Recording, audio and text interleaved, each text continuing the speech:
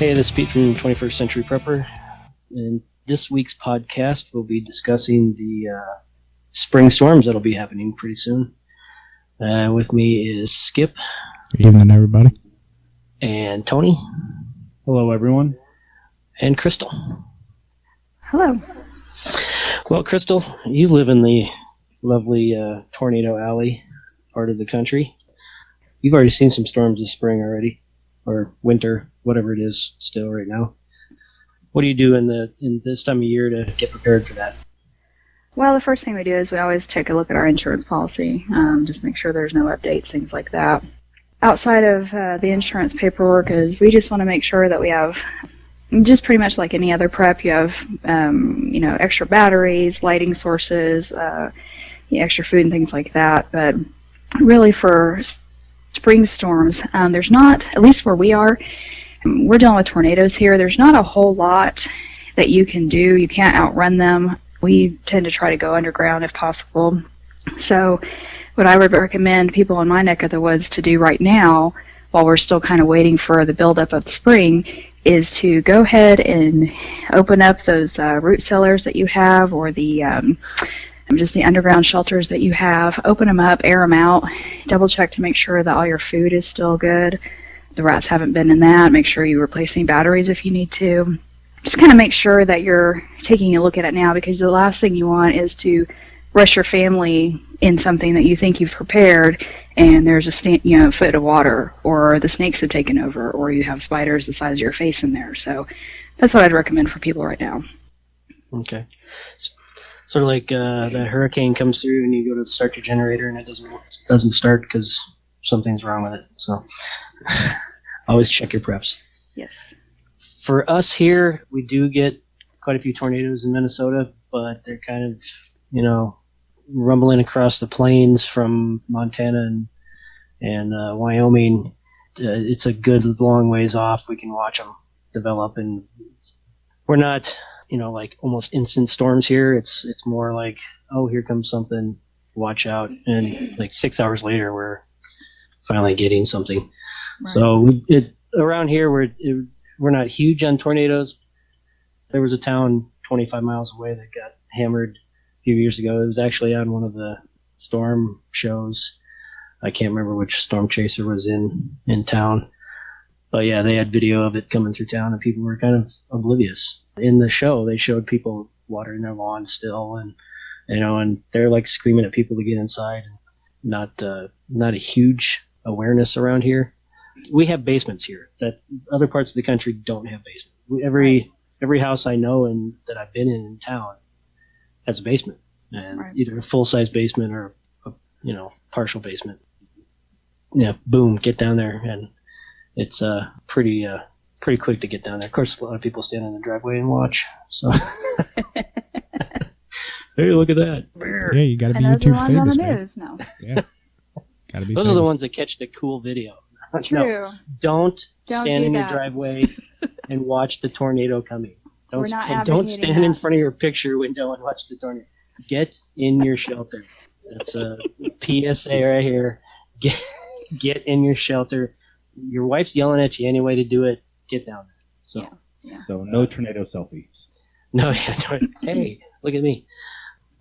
But right now, like I was mentioning before the podcast, we still have a foot and a half of snow here. So our spring storms will be delayed a little bit. We're not quite in the temperature range where we won't be having very many tornadoes anytime soon.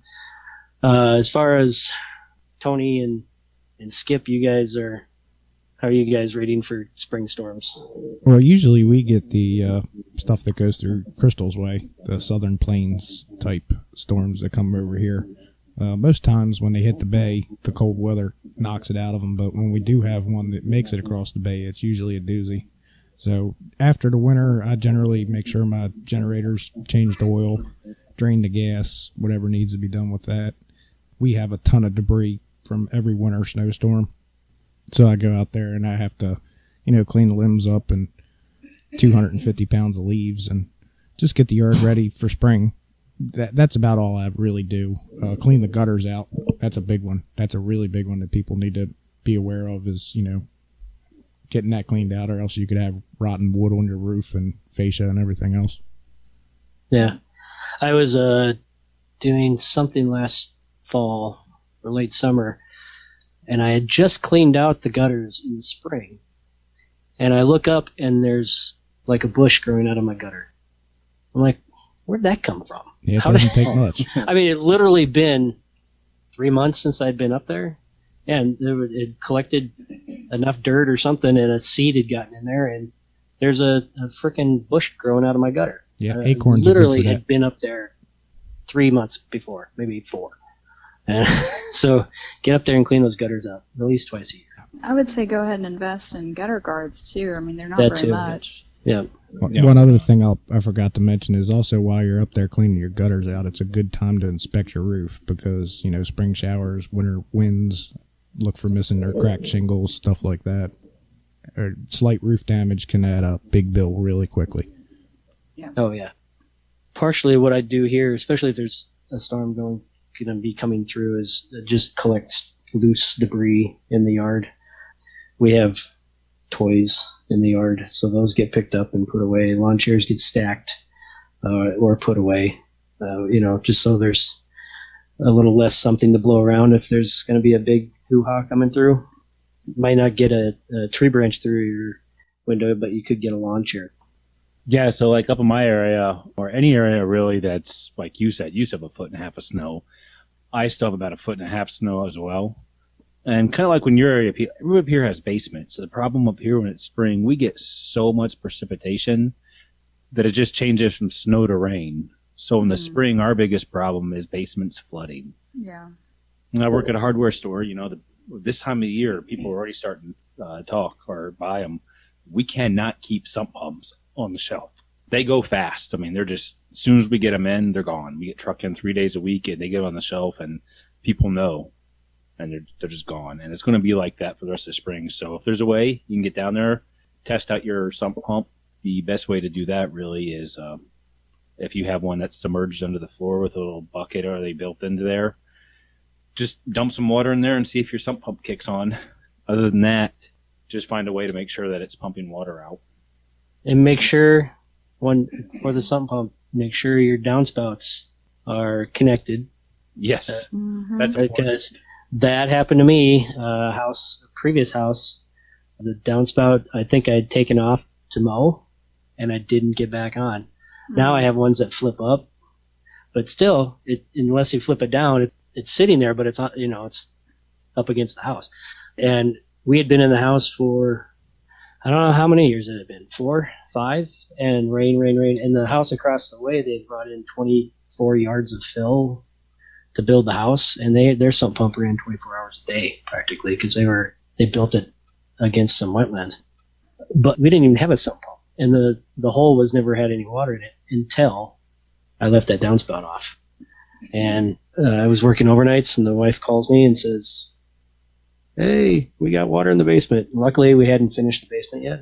We had just started some of it, but 1.5 inch of water all over the place. And make sure your downspouts are on.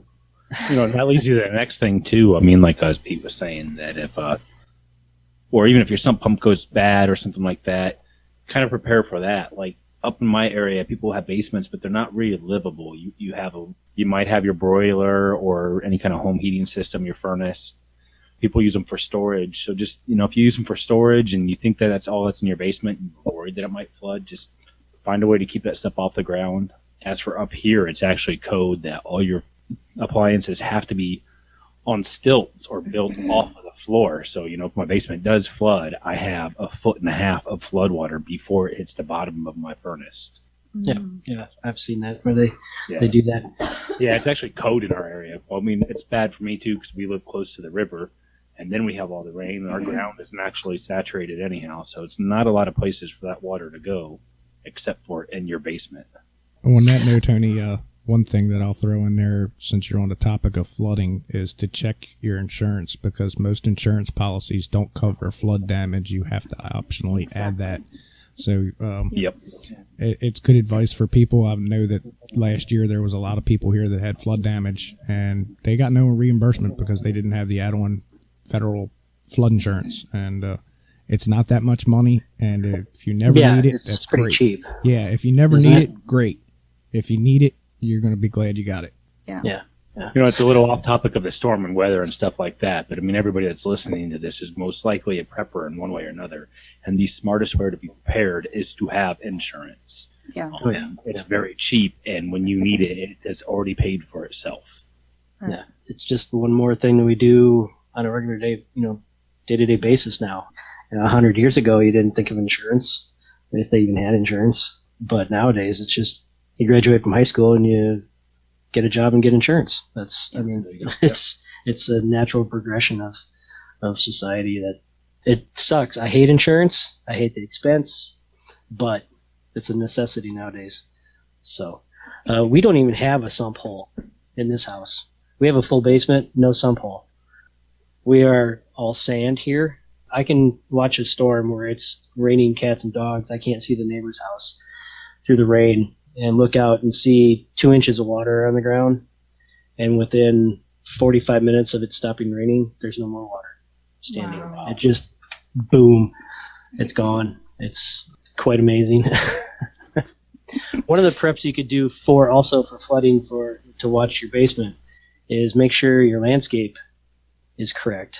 And if you have a proper grade away from your house, you have to watch that kind of stuff because you can't do it too much where it would flow into the neighbor's yard or whatever. You have to have a proper, drainage off your property. But go in and, maybe raise it up a couple inches against the house, out about 4 feet, 5 feet, put in some plastic. So if the gutters do overflow and it comes cascading down, if you even have gutters, some houses don't even have gutters. We didn't have gutters in this house when we first moved in. So they were added when we redid the roof and siding. Mm-hmm. So, add that plastic if you want to do some landscaping, and that way it helps run that water away from the foundation, 4 or 5 feet. Lots of things you can do to help that stuff. Mm-hmm. So the big ones for you, Crystal, would be the big old boomers coming across the prairie there. Yeah, and unfortunately, we don't have a whole lot of warning generally. Technology's gotten a lot better in the last 5-10 years, but still. One thing that I wanted to add for our members is if you are in Tornado Alley or if you have the possibility of tornadoes, make sure that you know what the difference is between a tornado warning and a tornado watch. A tornado watch is going to be where something might happen, so you just kind of want to make sure that you're aware of what's going on in your surroundings. Tornado warning is going to be when it's actually imminent, so just know the difference. Mm-hmm. And then any hurricanes coming in on the Texas, you get some residual from that, a lot of rain from that, or tornadoes spawn off of those. Yep. So, and then Skip, you get the fun of all of it. Yeah. You can get affected by the we sure do. by the hurricane and tornadoes that spawned off the hurricane. So generally speaking, we'll see a little bit of tropical weather here. I can't remember in my adult life anyway a hurricane hitting here in the spring. We get brushes and glancing blows off of storms that have traveled inland from Florida, but usually our worst storms come in the later months, August, September, and October. But okay, we still get a fair amount of rain. We get heavy rains here. Yeah. Let's see, what else could we Well, I had 2 more small points I wanted to bring up on the storm. If you know a storm's coming in, or if you know it's the season's upon you, kind of like Pete was talking about the stuff outside, like he picks it up and collects it to make sure it doesn't fly around. It's not a bad idea to take pictures of that stuff. That way an insurance company can't say that, it was already damaged or something like that. I know that we had a storm, I guess, back in 2008, and we lost our patio set, we lost, our grill. I mean, cheap things in the scheme of things, but still cost to replace. But we had pictures, so we had the insurance company replace those as well. The other thing I wanted to mention is don't forget your pets. A lot of the storm shelters that we have are a run ladder. It's not ideal to have a dog travel down, so just kind of keep that in mind. If you have pets, make sure that they're tagged, make sure that they are microchipped, things like that. Yeah, anything like we've discussed, like I've discussed with for in your Bob, your bug out bag, having a flash drive of information, pictures of your family, in case, let's say the kids are at school or wherever, soccer practice, and you happen to not be there for whatever reason. It's important to have that identification in case someone goes missing and you have to go check the hospitals, and because they've got a busload of kids was brought in, and having that identification on you to be able to identify, or people to go, oh yeah, I saw her, she's in room 3B or whatever, that kind of stuff. Because a little kid may not be able to tell them their name, maybe they're or any adult unconscious or whatever, and they can't get an ID off of them. It's always important. And one of the other things on flash drive is, like you mentioned, pictures of your household goods. I mean, all of them, especially artwork. If you want an insurance hint, if you have any artwork, even that crap you can buy at like a truck stop, that's, they set up a van in the parking lot and they got pictures up on the, even that stuff. Even if you don't have it on your walls, it's sitting in the closet because Aunt Matilda gave it to you for Christmas 4 years ago, and it's horrible and horrendous. Take a picture of it, because artwork is huge. They pay big money for it. My wife, unfortunately, had a fire. It wasn't in their unit. It was an apartment building. It was the unit above them had the fire, but all the water destroyed almost all their stuff. And they had just bought new furniture. I mean, literally just bought new furniture. Barely got any money for it. Had some artwork that the father-in-law had brought from Thailand or something like that, where he paid pennies for it. Mm-hmm. They got huge money for it. Wow. So imagine that. Yeah, so any artwork. I mean, even go out, maybe invest in a couple of these. My wife paints and sells, so just selling. Oh, she paints? Yeah, she does. Oh, well, there you go. Make sure she has pictures of all her artwork that she's done. Yeah, everybody in the group call Tony up right now. Get a picture from him. Yeah, you'll be in good shape. Get some paintings shipped to you. I'm sure she'll be reasonable in her pricing. Yes. But there we go. Tony can retire now because his wife will be painting. Thank you. And I also thank you. But yeah, get all of your. I mean, this goes for anything, for any time of the year. The fires in California, all these houses were gone. They moved through and the neighborhoods were destroyed. There's nothing left. There's no insurance guy can go through and go, okay, there's a bunch of rubble. What did you have? And then you sit there at your in-laws' kitchen table going, what did we have? And I know it sucks. I am not completely done with all of ours, because it just, you get to the point where it's just like, okay, I'm done doing this. I can't take any more pictures of crap and write stuff down. But I'm probably 90% of the way through our house, and of course we keep adding stuff. So it's best to take a picture when you first get it. So if you go out and buy a new TV, take a picture of it in the box, and then you're good to go.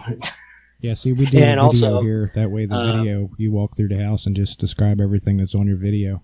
And you can save do that on your flash drive.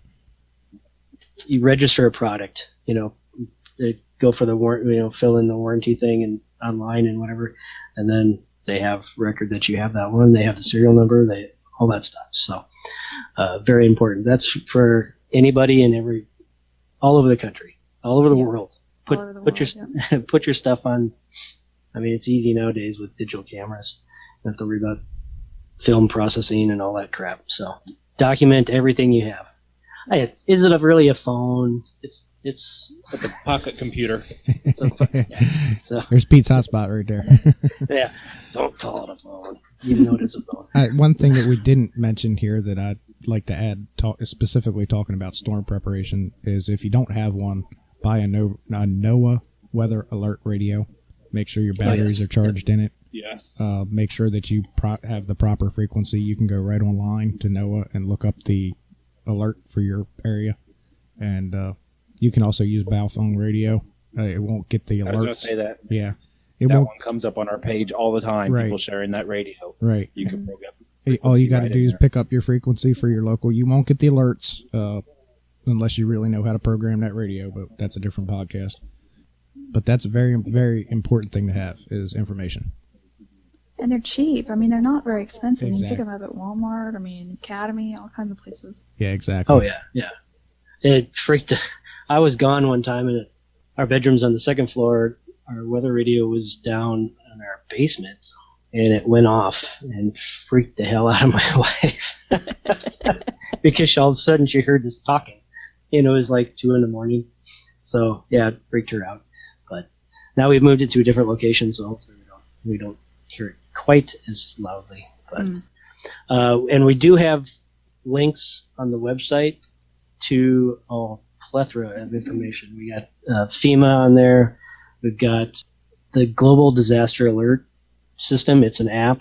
I use it. It goes off on my phone every day, sometimes 3-4 times, showing these different things going on. I mean, it has flood warnings. It has tornadic activity. It's got hurricanes. It's got fires, earthquakes, a whole bunch of stuff. Multitude of weather sites. Lots of them. Well, one thing I'll caution is even NOAA recommends with the weather apps and phone alerts that you not rely on that solely for your weather alerts because you could be in an area with bad signal, a cell tower could come down, you might not get the notification, and all of a sudden you're looking at a severe storm out your window. So make sure you have that real world NOAA weather alert radio. Yeah, and you learned that with that tsunami. Yes. That's like what's going on. There's nothing, no information anywhere, and I'm like listening to. I got my radio on my hand, and I'm like, okay, they're not saying seek higher ground, and I've got a push notification on my phone, and everybody in the store does, and it's saying, we got a tsunami coming. I'm like, what the hell? Yeah. So always have 2 or 3 ways to check, double check, clarify. or triple check. Yeah. Yep. 2 is 1, 1 is none. Right. Let's see. Spring storms. Or even summer storms. Just typical stuff. Spring. Other small stuff too. Like again, the trees are waking back up. If that's what you want to call it. Make sure you don't have any branches that might have grown over your roof over the last season. Just get up there and take care of those now. You don't want to take care of them after they're in your living room because they fell through your ceiling. Yeah. And also over the driveways too. Yes. Yeah. Smash your car. Yeah, tree limbs is a big thing because they're still growing in spring and they just shoot out, and you just check your clearance around your house, your cars, swimming pools, anything that it could damage. Yep. Let's see here. What else we got? What did we cover here? Let's see. Tornadoes, tropical storms, cleaning your yard and debris, gutters, NOAA radios, flooding. Making sure your equipment works. Very true. Get out there and make sure your stuff works. Yep, service your generator. Time just changed, so the thing was you're supposed to change your batteries and your smoke detectors at that time. Yeah. So, and it's going to be a different season here soon, so people will be going through their bug out bags and changing over to a warmer time of year, so they get rid of the heavier stuff and winter stuff in there. Do the same thing with your food. Make sure I've let our food preps die down a little bit, and I need to go and get a few more things. But it's a quick trip to the store and spend $100, and I've got another 2 weeks of stuff on hand, or even a month, depending on how lucky I get. So it's a good time of year to just do an overall check of your entire. Not that we're not doing it all the time anyway. Most of us, I would say. Right. But it's a good time, like you said, check your batteries, check this, check that, make sure all your stuff is ready to go. That's that time of year is getting, and it's just going to get busier for people too. Winter is kind of a slow time for you. We're just going to start picking up. You want to be outside in the summer, and you go on vacations, and the family comes to visit, or whatever. You go to a couple ball games, that kind of stuff. You may not have the time in the summer to do all that, so we're running out of that kind of free time now for parts of the country. I understand there's parts of the country that don't have much winter, but the rest of us who live in the real world have climate change, seasonal change. it's a good time of year to wrap that up. And I know tax season's coming. You know, you got a month until taxes are. It's kind of a crappy time of year. Mm-hmm. But right after taxes, boom, get on it and get her done and be ready, be prepared. Yep. So, anything else we got? I think we covered everything I wanted to touch on. Yeah, I'm not having an official brain for it, but I'm sure I'll come up with something else later. But I always do. So, Well, 20 minutes after that's it. 20 minutes well, we can after always we're done, that post everything it comes on into your page, mind. so. Actually, one thing that we did not mention that we probably should bring up is the need for tarps to cover roof damage, the know-how to turn off your water and gas mains Yeah. in an emergency situation, and also to keep your local utility number stored in your phone. Yep. So I guess I'll wrap it up.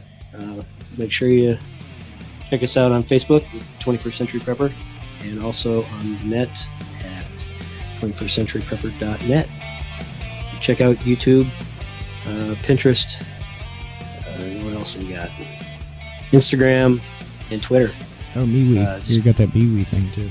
Oh yeah, MeWe. I launched MeWe about 2 years ago. Did it for maybe a month, let it die. Came back to it just recently, and there's like 150 members. It took off by itself, and really good stuff was posted by these people, and I mean, no admin running it, nothing. I was knocked my socks off. It was great. So, but I've got that going a little bit more. We've added a few more members in the last couple of weeks. So check us out on MeWe. It's the same 21st Century Prepper. It's an interesting site. It's a lot of chat.